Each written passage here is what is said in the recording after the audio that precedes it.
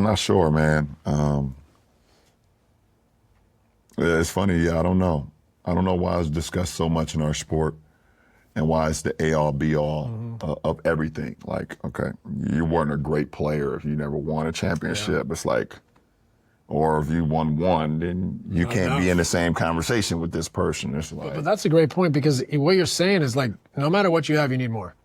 No matter what. Right. No matter what. Like, it never ends. Yeah, right? It's I don't know, man. It's just like you sit here and you tell me, you know, Allen Iverson and Charles Barkley and Steve Nash, you know, are fucking wasn't unbelievable.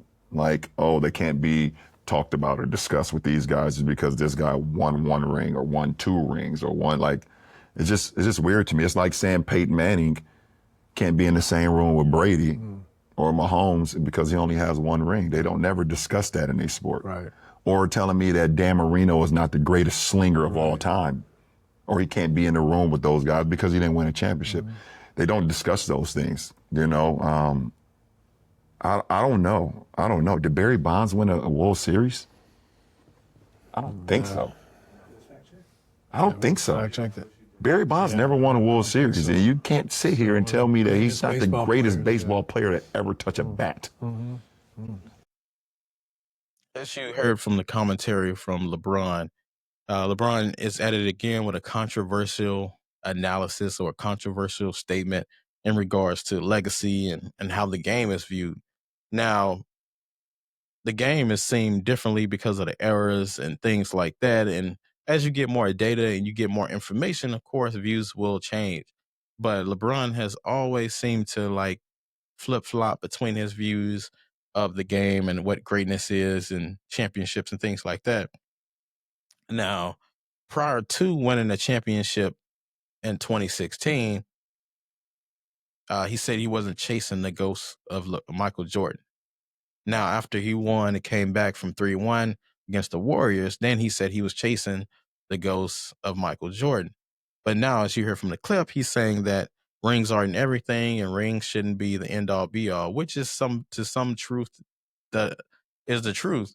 There are a lot of other factors considered into the greatness debate, you know, MVPs, championships, MVPs, personal accolades, the era that you played in. Were you the top dog in that era?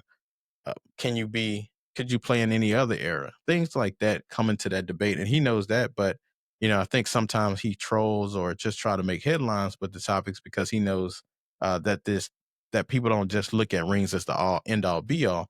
Because we all know that Robert Orr would be seen as the greatest, or Charles Haley in football would be seen as the greatest, or you know, players like that. But it's about personal accolades mixed in with those rings.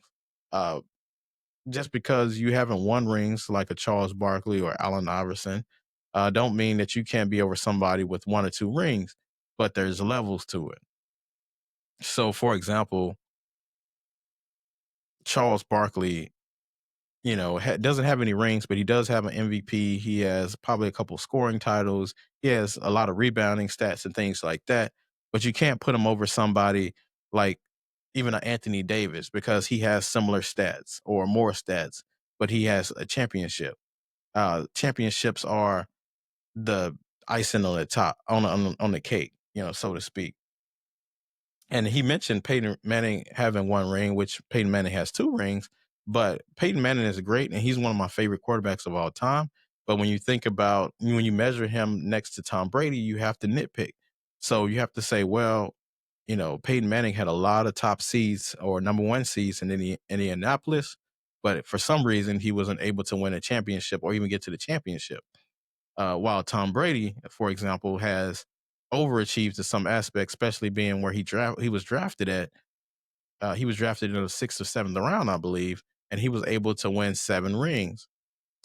Peyton Manning was drafted in the 1st round. He won 1 ring as the man, but the 2nd ring was based on that defense and just being a game manager, as we all know. So there's levels to championships and even how championships are viewed, because we don't, or a lot of people don't count LeBron's last ring in 2000, which because it was in the bubble and, you know, you didn't have to travel and you just stayed in one place, which I still counted because the championship's a championship and you still have to play people and they didn't just give it to you. Pause. But nevertheless, football team is a team sport. Um, as well as basketball. So it's a team effort and it's about what you can do for your team. Michael Jordan is seen as such a high regard because he had a team, but he was the man on the team and everything ended and stopped with Michael Jordan. Now, LeBron, you can say the same thing for most of his years, except for maybe a year with D Wade, maybe the year that they lost against the Mavericks. But for the most part, LeBron has been the man, the end all be all, and that's why he's considered in the great conversation. Not just because he can put up 30 a night or he's a triple double waiting to happen, just because of all those different aspects. Now, he never had the benefit of the best coach, but I think that's by design because he's always been kind of a coach. And a lot of people say, well, Michael Jordan had the benefit of Phil Jackson. Well, LeBron could have handpicked any coach he wanted to. He had options to go to the Spurs with not Bill Belichick, but he had a chance to go to Spurs with Popovich, but he didn't do it. He had a chance to go to the Warriors with Steve Kerr. He never did it. He had a chance to go to the Mavericks with Rick Carlisle. He never did it. So he did have in Miami, he did have a great coach in Spoelstra, but that was for 4 years or so. But Spoelstra wasn't seen great at that time. He was a rookie coach, but now he's seen as a great coach. But he could have handpicked any coach he wanted, but I believe he wanted to be the coach, and he didn't want a great coach. He wanted a coach that he can kind of control. That's why, i.e., he has JJ Redick right now. He had Tyronn Lue, who I believe was the best coach that ever coached him because he held him accountable, even though he was a rookie coach, so to speak. But nevertheless, LeBron's case is kind of flawed, faulty premise, I believe, because a lot of things are seen in the greatness debate, and he knows that. And I think he's just trolling, or he's just upset about a lot of people putting Jordan over him in the greatness debate. And LeBron's case is starting to get slimmed down for the greatness because he's been playing coming up on 22 years. He only has 4 rings and 6 finals losses. Jordan doesn't have the longevity, but every time he went to the finals, he won, as we all know. But he was more productive in 15 years. And the more years that LeBron plays without more rings, it's going to look bad. Because if he plays 30 years and only has 4 rings, it's not going to look too good. The debate is going to get even more separated. So you can play more or accumulate more stats. He can get to 100,000 career points. But if you only have 4 rings, it's going to be seen as that way. And I know you're probably thinking I'm making LeBron's point about the rings, but at the same time, it's about productivity. Just, being able to play and rack up points, it's not, without any accolades, it's kind of pointless, even though, that's kind of ironic to say. But, he brought up players like Barkley, Nash, Iverson. We all respect those players, but there's levels. And those players even admitted they didn't push to the limit that they should have. Well, with the exception of Steve Nash, who did this interview with LeBron on the podcast. But Barkley and Iverson always talked about not taking the game serious enough, and they could have did more other than partying and working on their diet and things like that with Barkley.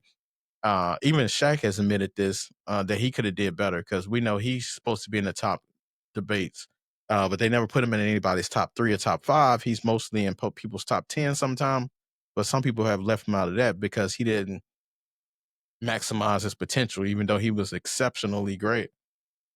But he left a lot of meat on the bone, so to speak. And that's that mentality as well, because there was a debate a couple of years ago when Kevin Durant was talking about why do people double team in pickup games? It's trash. It's not right. But when they asked Kobe Bryant about it, he said they're going to have to bring another double team because, that's the kind of mentality he had. He's like, all right, you want a double team? You bring it on. I'll take on the double team. I'll still shoot over the double team. That's the kind of mentality. LeBron never had that mentality. We all seen him as being more of a Magic Johnson type, but I don't even think that's the fair comparison because Magic Johnson had a killer mentality as well. LeBron was more wanted to be likable, and there's nothing wrong with that. But there's levels to when you talk about greatness and what MJ had and the fear that people had for MJ. They never had that fear really for LeBron in that same type of way. They had a fear that LeBron would put a triple double on them, or LeBron will take over the game, but they never had a fear that LeBron would dunk on them, or they never had a fear that LeBron would embarrass them. They had a fear that he would win, but they never had a fear of the other things that Shaq talked about or Vernon Maxwell talked about. But and the rings, like you said, it's not all end all be all, and he knows that they look at other factors as well. But it's about that productivity, and it's about who you are as a player and what you mean to your team. But as always, until next time, I'll see you next time.